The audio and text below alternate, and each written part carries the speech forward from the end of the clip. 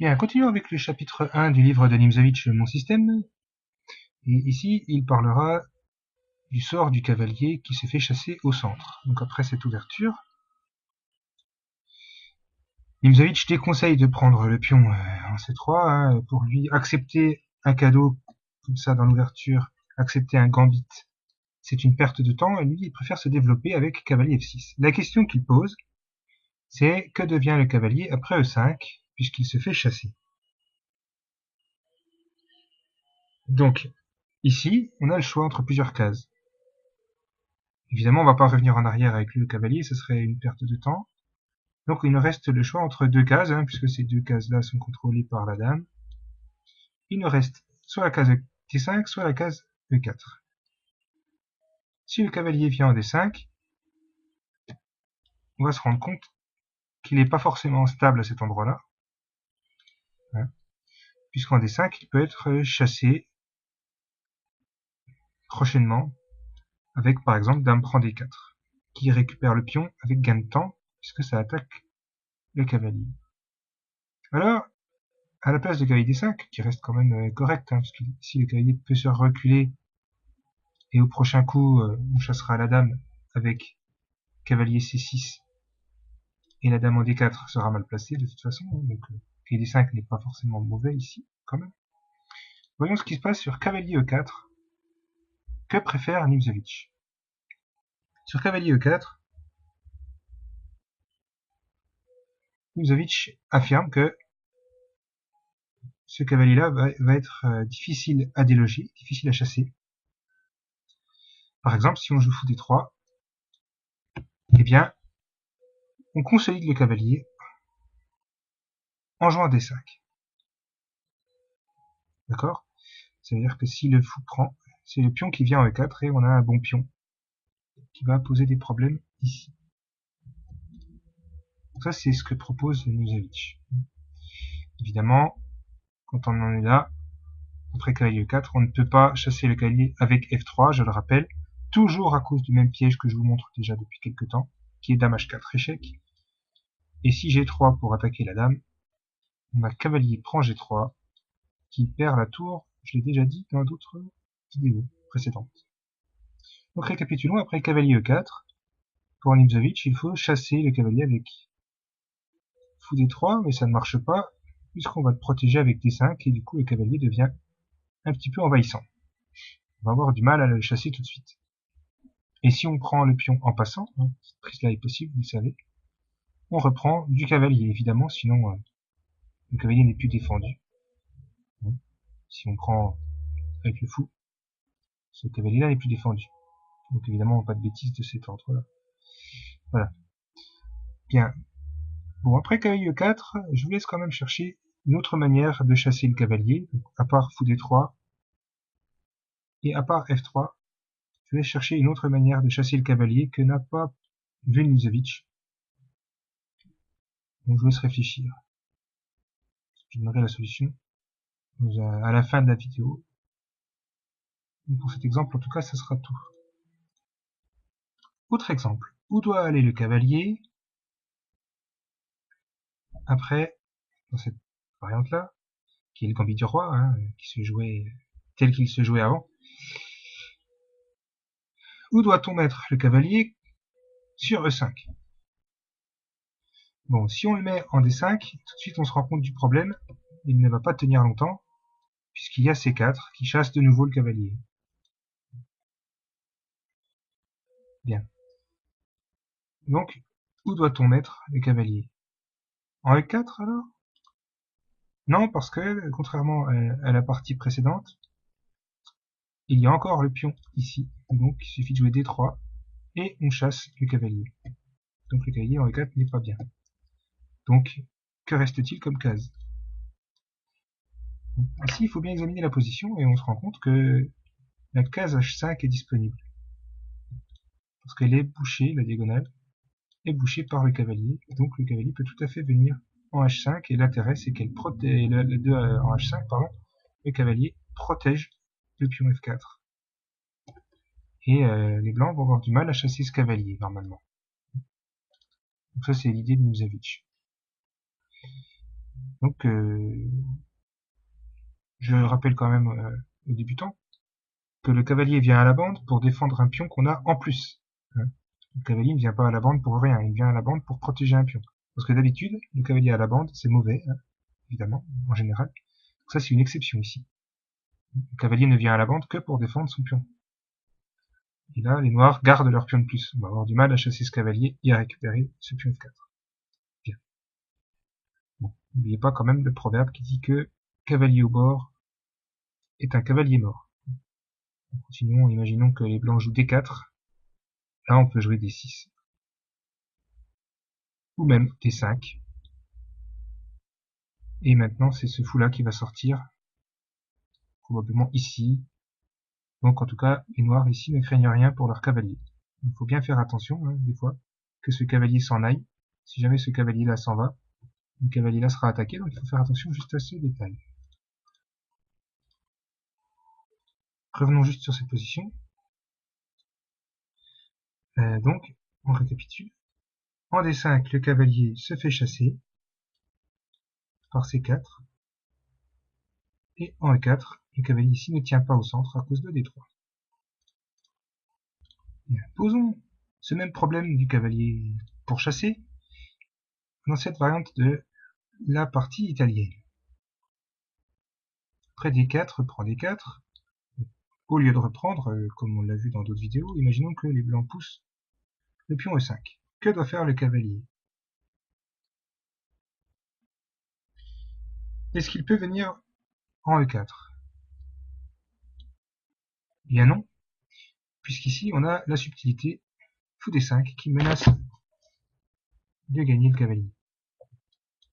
Et ici le cavalier est un petit peu enfermé, il est un petit peu mal placé, il n'a pas de case pour s'en aller, donc il est mal placé. Donc ici les blancs sont beaucoup mieux. Donc ici, que reste-t-il à faire? Si on vient en H5, ici, la différence avec l'exemple précédent, c'est que en prenant le pion, en D4, par exemple, on découvre la dame sur le cavalier, et au prochain coup, on menace de prendre ce cavalier, donc on gagne du temps avec les blancs. Donc cavalier H5 n'est pas bon non plus. Que reste-t-il? On va quand même pas jouer cavalier G4. Hein, ça serait pas joli. Cavalier G4, déjà on s'éloignerait du centre, donc cavalier G4 n'est pas recommandé.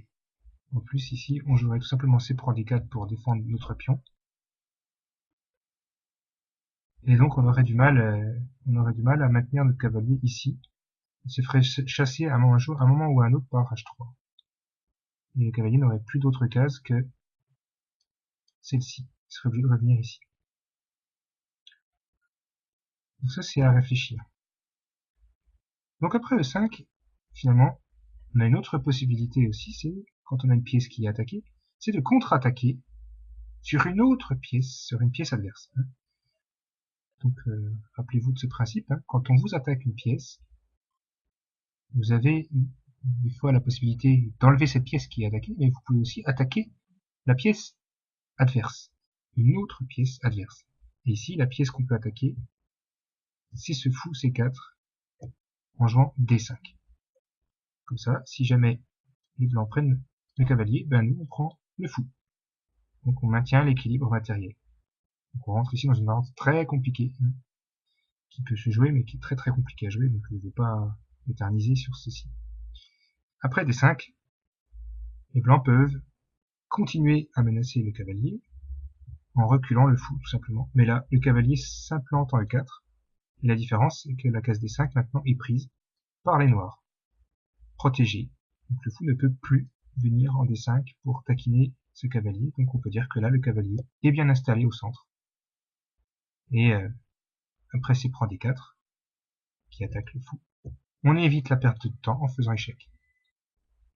Et là, on a égalisé à peu près. Donc on n'a plus de pièces attaquées, on a une bonne pièce au centre, même si elle ne va pas forcément y rester longtemps. Donc on peut dire que les noirs sont bien. Ici. On a bientôt fini notre développement et on est prêt à roquer. Et on a neutralisé le fou qui bute sur ce pion-là. Continuons sur ce thème de l'installation du cavalier. au centre. Après E4, E5, D4, prise, C3, cavalier F6. Donc on n'accepte pas le pion du gambit. Ici, on n'accepte pas, on joue le cavalier à la place, on se développe. On joue un coup de développement, puisque coup de pion, même quand on prend un pion, ça n'est pas un coup de développement. Donc cavalier F6, E5, et là, cavalier E4, proposé par Nimzowitsch. C'est ce qu'on a vu juste avant. Et après fou D3, D5. Imaginons la suite. C'est possible, c'est de prendre D4, fou B4, échec. Et après fou D2, eh bien, le cavalier, ici, joue son rôle, puisqu'il peut prendre, éventuellement, en D2.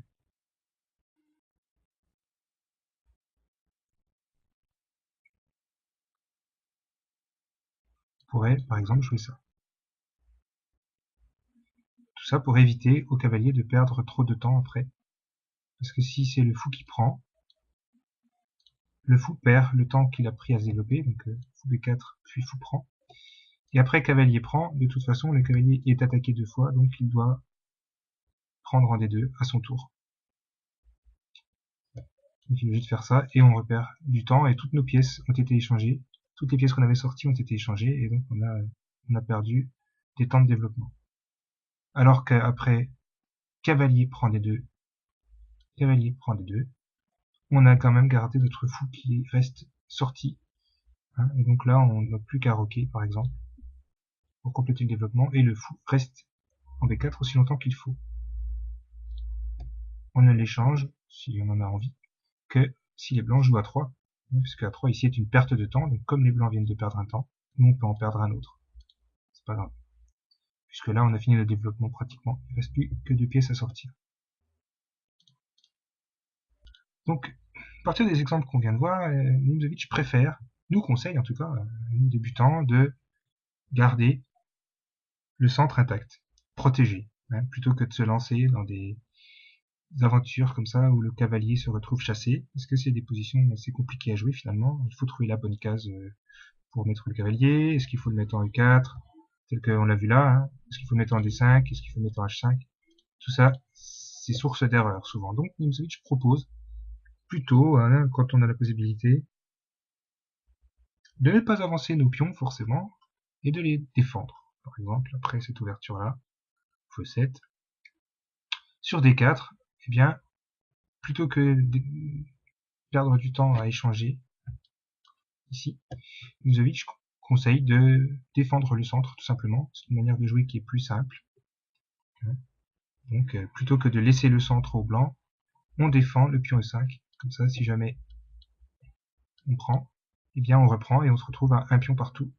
Un pion pour les noirs, un pion pour les blancs, donc on a une égalité au centre. Les noirs contrôlent les cases noires, les blancs contrôlent les cases blanches, donc on est à peu près à égalité au niveau des cases qu'on contrôle.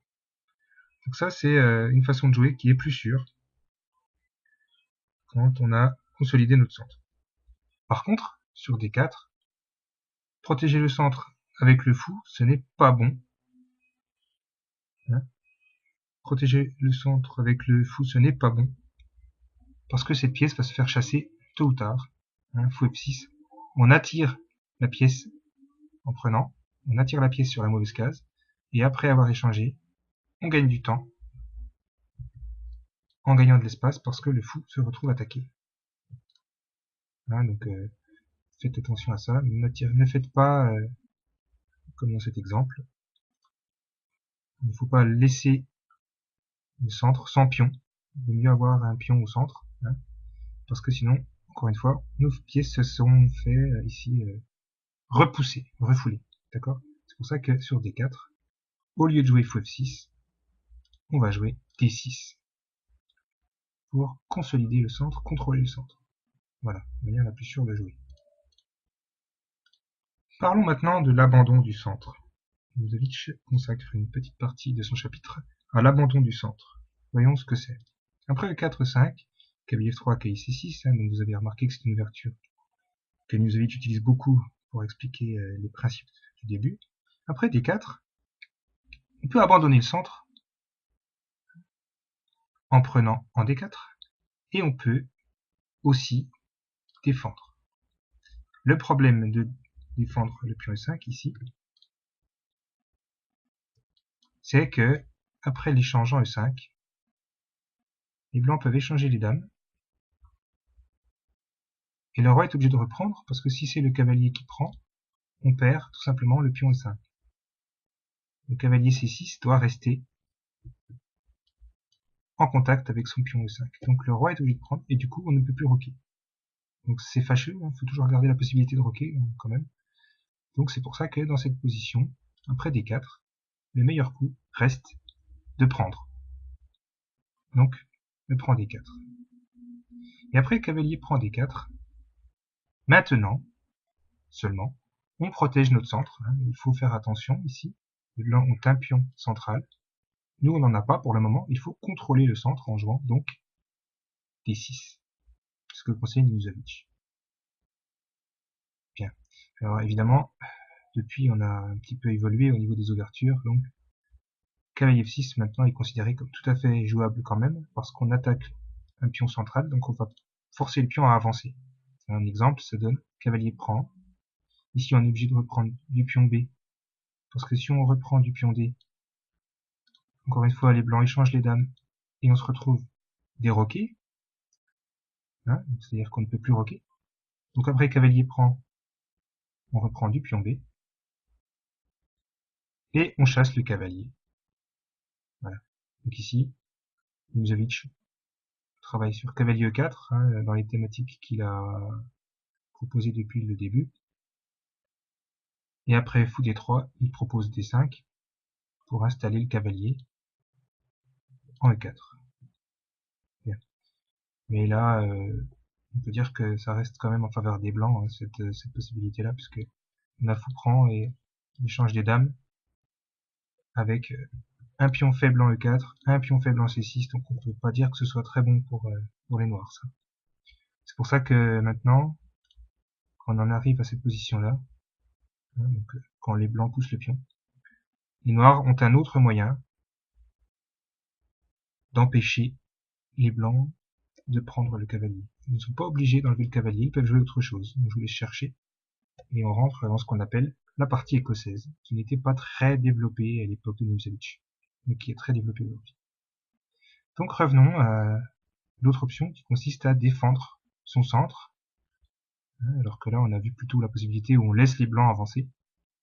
Donc après cavalier D4, on va essayer d'empêcher le pion d'avancer en E5 un jour, donc en jouant D6. Comme ça on contrôle la case E5. Bien. Donc Milosevic propose la suite que voici, fou E2, cavalier F6 pour attaquer le pion. Cavalier C3, on sort le cavalier tout en défendant le pion, donc on gagne un temps. Fou E7, petit roc, F4, hein, puisque les blancs ont quand même comme idée de jouer E5 un jour. Évidemment, pour le moment, ils ne peuvent pas, parce que cette case-là n'est défendue qu'une seule fois pour les blancs, alors qu'elle est attaquée 2 fois pour les noirs, donc pour le moment, ce n'est pas possible. Et les noirs, eux, de leur côté, vont empêcher cette poussée, vont empêcher le pion E4 d'avancer, de la manière qui suit. Donc tour E8, on met la tour sur la colonne, et après fou E3, on recule le fou, donc ça c'est ce que propose Milosevic. Comme ça, on a deux choses qui sont faites en même temps. Le pion E4 est attaqué 2 fois, alors qu'il n'est défendu qu'une fois. Et la case E5 va aussi être contrôlée 3 fois, par le pion, par le cavalier et par la tour. Voilà. Donc ici, les blancs défendent leur pion en jouant fou F3. Donc le pion est défendu suffisamment maintenant. Et là, il s'arrête en disant que cette position-là est très intéressante à jouer pour les deux camps. Donc ça serait ce genre de partie à tester. Il faudrait s'entraîner sur cette partie pour voir comment les noirs font pour empêcher la poussée E5 et comment les blancs font pour forcer la poussée E5, pour préparer la percée E5. Donc voilà, l'idée, là on rentre dans le milieu de jeu, c'est-à-dire qu'il faut construire un plan de chaque côté. Pour les noirs, c'est un plan pour empêcher la poussée E5. Pour les blancs, c'est de forcer la poussée E5. Donc pour résumer, on a paralysé avec les noirs le pion E4. D'accord ? On ne l'a pas anéanti, comme on a vu dans d'autres exemples, on n'a pas liquidé ici, mais on a paralysé ce pion pour le moment. Puisque le pion ne peut pas avancer en E5 pour le moment, à cause, on l'a dit, de D6, du cavalier et de la tour. Voilà, donc paralysie du pion. Donc en fait, aux échecs, finalement, c'est assez simple. Sur quoi il faut porter son attention? Il faut porter son attention sur les pions du centre de l'adversaire. Donc essayer de les viser, de les prendre pour cible. Voilà, c'est simple. Donc on les paralyse, et si on peut, on les détruit, à condition évidemment de ne pas perdre de matériel au passage. Donc même thème, mais cette fois avec suppression du pion central, au lieu de la paralysie. On va voir ce qui se passe si on supprime le pion central. Donc là, on a vu, le meilleur coup, c'est quand même cavalier prend, ici. Donc imaginons, sur cavalier C3, la meilleure suite, c'est fou B4. Comme ça, le pion E4 est de nouveau attaqué. Le cavalier est cloué, donc le cavalier ne défend pas vraiment son pion. Ça veut dire que ce cavalier-là, le coup prochain, peut menacer de le prendre. Donc maintenant, imaginons que cavalier prend C6, B prend C6, et fou D3 pour défendre le pion. Les noirs ont le temps de supprimer ce pion en jouant D5. Tout simplement, pas besoin de paralyser le pion maintenant, vu qu'on peut pousser D5 et le supprimer. Donc c'est à vous, dans vos parties, de savoir à quel moment on peut supprimer le pion et à quel moment il faut plutôt l'empêcher d'avancer. Parce qu'ici, le pion n'a pas trop le temps d'avancer en E5. Ce serait un petit peu aventuré de faire ça. Parce que le pion là n'est pas défendu. Donc il peut être attaqué assez rapidement. Là, pour le coup, avec cavalier G4.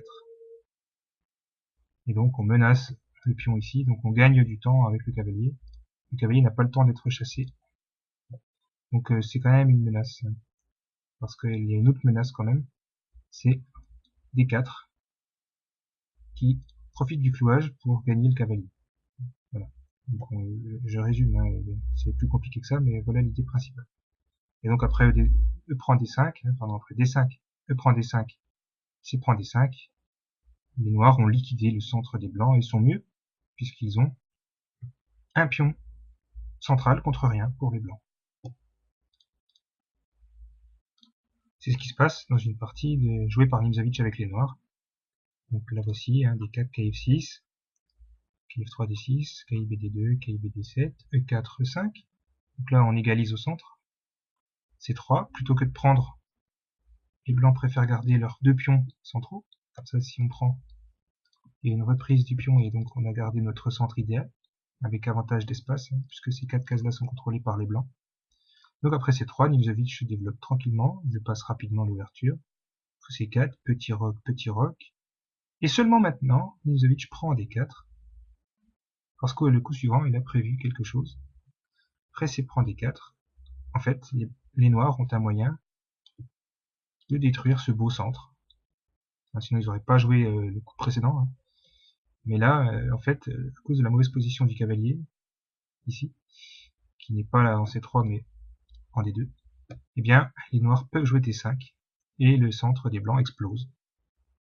Par exemple, si on prend du pion, le cavalier vient en B6, et d'un seul coup, ce pauvre petit pion D se retrouve attaqué 3 fois, défendu une seule fois, donc ça veut dire qu'il va tomber, il va être pris, les noirs vont récupérer leur pion, et il ne restera plus que ce pion-là, que le pion D4 qui sera tout seul, isolé. Isolé, ça veut dire sans pion sur les côtés pour le défendre. Donc l'autre possibilité, après D5, ce serait de prendre du fou, mais ça reviendrait au même, puisque les noirs échangeraient d'abord le fou, et maintenant le pion se retrouve isolé aussi. Voilà. Donc pensez bien à ces possibilités de libération, là on s'est libéré, en jouant D5, on a permis à ce fou-là de sortir, d'aller plus loin, donc c'est une solution quand on est à l'étroit. Après D5, les blancs peuvent tout aussi bien décider de reculer leur fou pour menacer d'avancer et de gagner de l'espace, mais on va pas leur laisser le temps. On va échanger en E4, on va liquider, et après cavalier prend E4, fou prend E4, et bien on gagne du temps avec cavalier F6, menaçant de gagner le fou. Donc on gagne du temps, encore une fois, et en même temps, on libère notre fou qui était coincé par le cavalier D7. Le fou pourra venir par exemple en G4. Hein, donc si le fou recule en D3 maintenant, soit on continue avec fou G4, effectivement, comme ça, soit on bloque ce pion en jouant Kay D5. Ce qu'a préféré faire Nimzowitsch dans sa partie, et après A3, on joue fou F6 et on prend ce pion pour cible. On commence à l'attaquer. Et au coup suivant, si les blancs ne font pas attention, on va supprimer ce défenseur F3 en mettant un fou en G4. Donc, du coup, le pion D4 qui est isolé va devenir une cible facile. Dernier exemple qu'on va regarder rapidement. Encore une partie jouée par Nimzowitsch et encore une fois avec les noirs. Donc, le 4 KIC6. Ouverture qui s'appelle la défense Nimzowitsch du pion roi, hein, ce coup-là, parce qu'il y a une autre défense Nimzowitsch plus connue. Mais on n'est pas là pour étudier les ouvertures. Donc, cavalier F3, cavalier F6. Nimzowitsch a les noirs ici. Et ça illustre bien le thème du cavalier au centre, hein, parce que sur E5, les noirs s'en sortent avec Kay D5. Et sur C4, le cavalier se replie en B6. Et les noirs arrivent après D4 à quand même jouer D6 pour attaquer le centre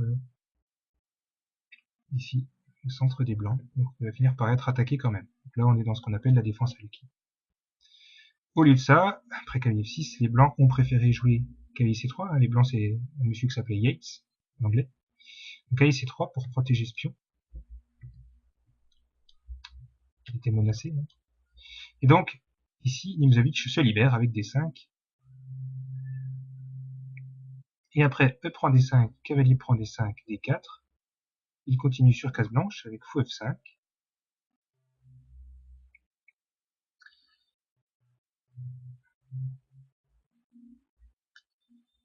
Et après A3, on a deux solutions. Soit on bloque le pion D et on le surveille en jouant E6.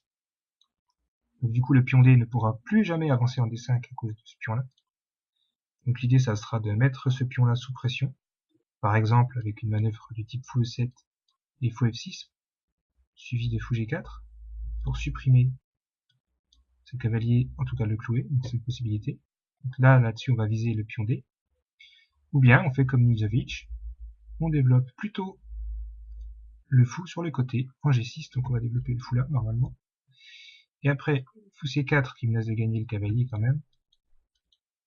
On recule le cavalier. Et on attaque ce fameux pion D4. Maintenant, il attaque 3 fois. Bien. Ici, il avance, ce pauvre pion. S'il avance en D5, ça ne résout pas grand chose, puisque en fait, en faisant ça, il a libéré la case 5, donc le cavalier peut venir ici. Et on a un cavalier bien placé au centre. Très bien placé, défendu par le fou. Donc ici, c'est un jeu intéressant. En poussant, ici, on s'est affaibli sur case noire, avec les blancs. Donc au lieu de ça, il défend son pion en jouant fou E3. Ça, le pion est défendu 3 fois. Attaqué 3 fois. Donc comment continuer à assiéger ce pauvre pion? Eh bien, il y a plusieurs solutions. Soit on cloue le cavalier en jouant fou G4. Donc on continue à assiéger ce pion D4. Ou bien on fait comme dans la partie. On explose le centre et on liquide en jouant E5. Finalement, c'est tout à fait possible. Puisque ce pion-là est suffisamment défendu. C'est toujours ce qu'il faut vérifier quand on joue ce genre de coup. Sinon on donne des pions, tout simplement. Défendu 2 fois, attaqué 2 fois, 2-2, donc c'est bon. Et après dame 2, on met la dame sur la même colonne que le roi. Donc ça, si jamais les noirs se trompent et prennent, là on fait échec en prenant le pion. Et là c'est pas bon du coup, parce que le coup prochain, donc les noirs doivent bouger leur roi. Et au prochain coup, on échange. Et là, c'est les blancs qui sont mieux, parce qu'ils ont le temps de roquer. Là, les blancs sont un petit peu mieux, donc faut éviter ce genre de choses. Même si c'est pas catastrophique encore, mais c'est pas le mieux. Les noirs ont beaucoup mieux que ça. Sur dame 2 qui menace donc le roi, on roque tout simplement. Et donc maintenant, on laisse pas trop le choix aux blancs, hein, puisque ce pion D4, maintenant, le coup d'après peut être pris, maintenant que le roi n'est plus en E8, maintenant que le roi n'est plus là. On menace effectivement de gagner le pion. Hein, donc, il est attaqué une fois, 2 fois, 3 fois, 4 fois, est défendu seulement 2 fois. Hein, donc là, les blancs n'ont pas le choix, ils sont obligés de prendre. Ou de pousser. Donc soit ils poussent en D5, soit ils prennent. Et sur la prise, en E5, on a le choix, soit on reprend, soit on joue un coup plus fort, on n'est pas obligé de le reprendre tout de suite, on joue d'abord fou G4 pour supprimer ce cavalier, et au prochain coup on récupère notre pion, hein, qui peut plus être défendu. Parce que ce cavalier-là ne compte pas vraiment, hein, vu qu'il est cloué, et donc le prochain coup on va récupérer. Donc, voilà pour cette partie entre Yates et Nimzowitsch qui illustre comment on supprime un centre adverse. Ben, ça sera tout pour cette vidéo.